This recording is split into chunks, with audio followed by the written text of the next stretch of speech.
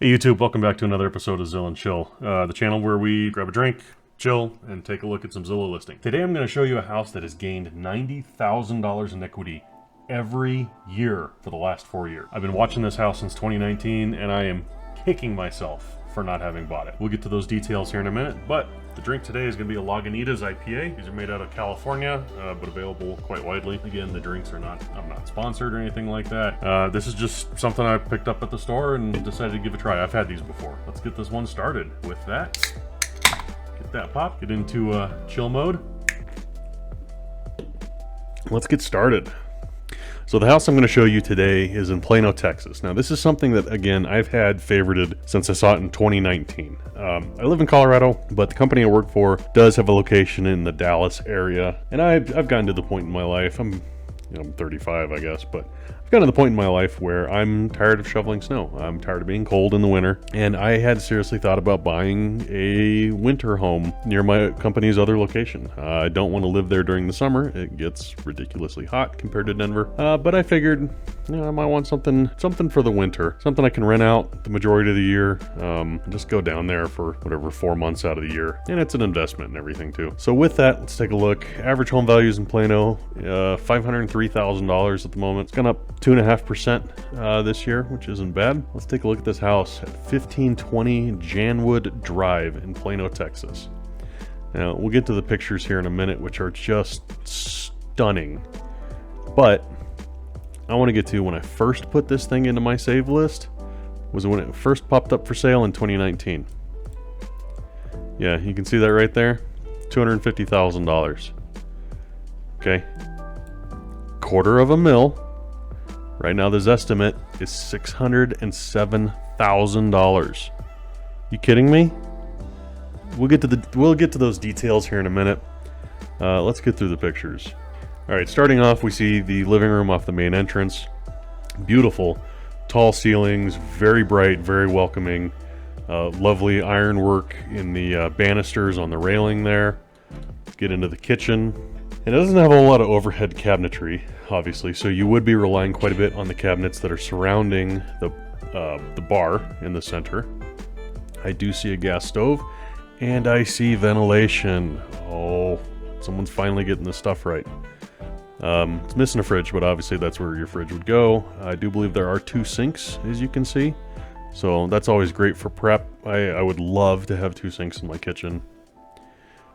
These pictures are not perfectly in order, so I do apologize about that. But we've got a nice exterior shot, some really quality landscaping. I do like the very bold red Adirondack chairs out in the front with the children's chairs, matching children's chairs as well. It's kind of cute. Nice paint though. I love the brighter color to it. We get into, oh my god, I'm sorry, I have a lab and she's been stinky. Give me a minute. All right, sorry about that. I had to let the room air out. So we're now looking at the front door entryway. Beautiful. I love the wood there. I love the glass on each side of the door. Very open. Gives it a much bigger presence. We get into, and this is where, okay, it could be living room, family room. I don't know what you want to call things. To me, a living room has a TV, a family doesn't.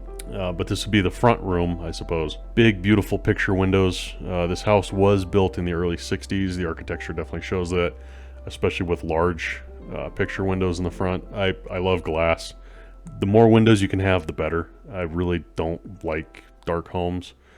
This is the room, or this is area right here for the dining room, obviously, given that lighting fixture right there, and it is off the kitchen. Now we're back into the front area.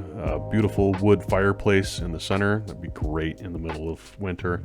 We do have 2 staircases going up. Unfortunately, they don't give a whole lot of detail to that. It does look like we also have a breakfast nook over here, which could also be a formal dining room if you really wanted it to be. French doors going out to the back. Here we are again, off that front room. And I said the other area that's kind of maybe a little bit more of your formal dining room. Not really sure, but it is right off the kitchen. I guess it's kind of however you decide you want to use it. This would be kind of that breakfast nook area I talked about. It's definitely a bit smaller than that other area that you may be using as a formal dining room. And it's right off the laundry room right here. Beautiful bay window. We get into, I guess maybe you could call this a study. I don't know what you would call this. This is still right off the main floor. But nice built-in bookshelves. Again, great great picture window right there. Oh my God, what have I been feeding this dog? I may just do the rest of the videos with a mask over my face. This is awful. Let's get in the next room. So you do have bathroom right off the main. Okay, so this could have been, my bad, this could be a bedroom. Bedroom right off the main floor, because it is off that bedroom right there. Nice double vanity. Not a huge fan of, you know, gold or bronze or brushed copper or whatever. Give me black or stainless any day.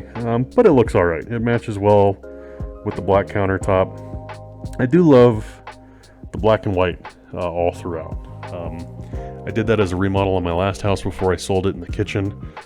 Black countertops, white cabinets with black hardware. I thought it looked so good. Really, really nice tile work in here. I really love how it turned out. Got another room off the first floor. So another room off the first floor. See a bathroom on that.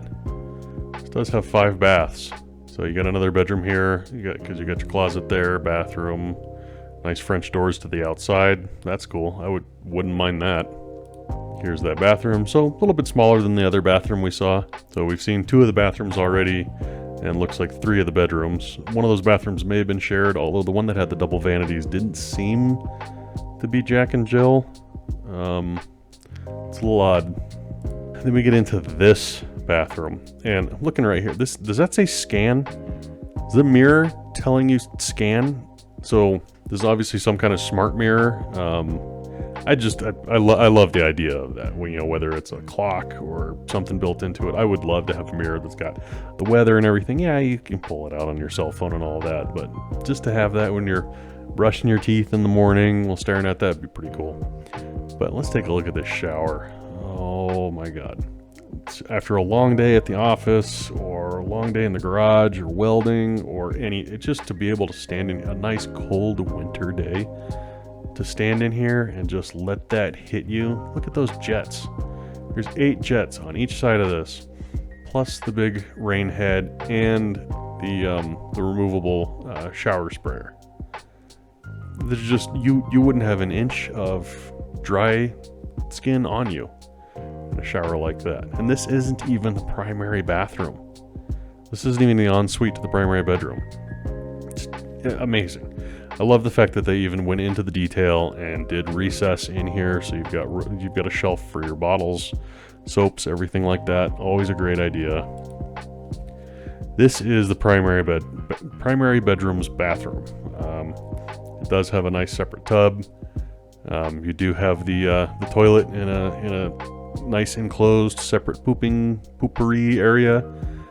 Very much a newer home thing, definitely not 1963. So whoever did this did a fantastic remodel on this house. Absolutely beautiful. It does look like they did newer windows too because of the black framing. That's not something that's very contemporary. It's not something you would have seen when this house was built. And again, these pictures aren't always in great order. I'm assuming this is the primary bedroom, given the light fixtures. A little odd right there. I don't know why you got 2 of those. And I do see a thermostat in here. However, I know it's not the loft, because this is the loft. Obviously a different light fixture. This loft, by the way, would be fantastic for a pool table. I'm all into billiards. You got a nice wet bar over here. Oh yeah, pool table in a heartbeat. Now we're back into that primary bathroom. You can see that separate tub over there. And oh my God, how many jets are on this? Just look at can we just bask in the luxury of this shower and just want to die with envy here? Oh man. Get into the rest of it. Again, nice double vanities. Thank you. Now we've got black hardware, black faucets, black lighting, black everything. That's how it should be. Quit using brighter colors on that stuff. Now, obviously this is a very small bathroom.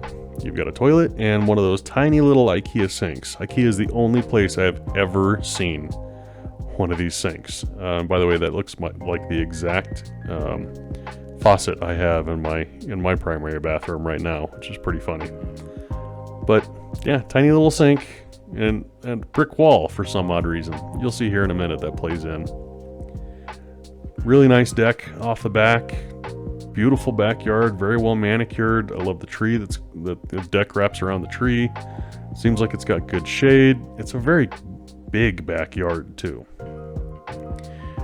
They've got this upper deck right here, which I'm assuming comes out of the primary bedroom. They don't show any pictures of it. I do believe when I saw the pictures 4 years ago, before it was even remodeled, it did show that. But, I mean, that's fantastic. Who wouldn't want a deck off of their primary bedroom? Nice size eaves on this house, too. When you live in a very sunny area, those eaves make a huge difference into the temperature of the home. Keeps that light off of the glass. Yeah, nice little sitting area back there. I would totally throw a fire pit. That'd be great. There's that bathroom. That tiny little bathroom. It's off the deck.